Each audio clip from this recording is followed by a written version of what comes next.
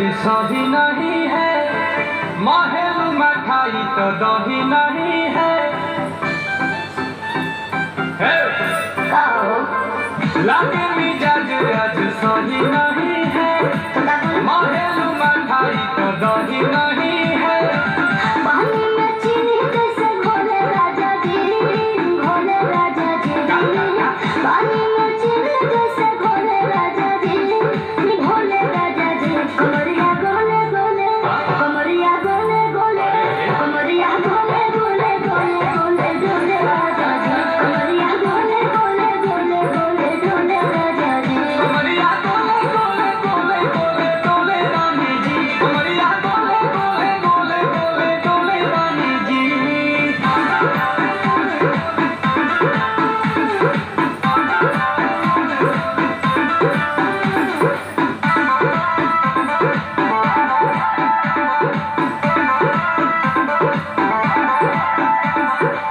लागिल ओइठे आ कोहरा में बैठे, करे करे जा धक्का धक। कहेलु झूठे की जाला ना उठे, होखेला हमारा कसम।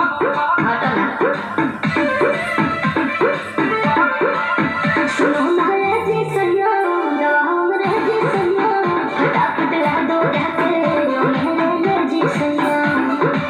बातें तू मीठी मीठी बोले राजा जी, बोले राजा जी।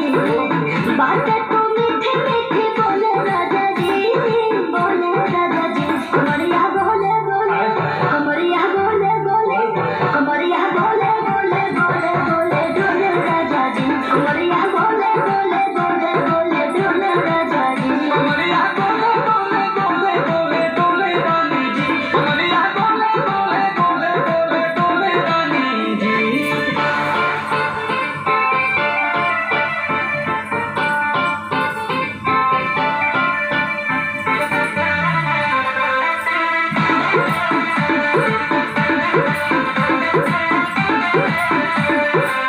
एहो हसीना इशारों के बिना, सीना से जलवा के शॉट होला ए रानी गरम जवानी, पानी पिए लुगाटा कहत।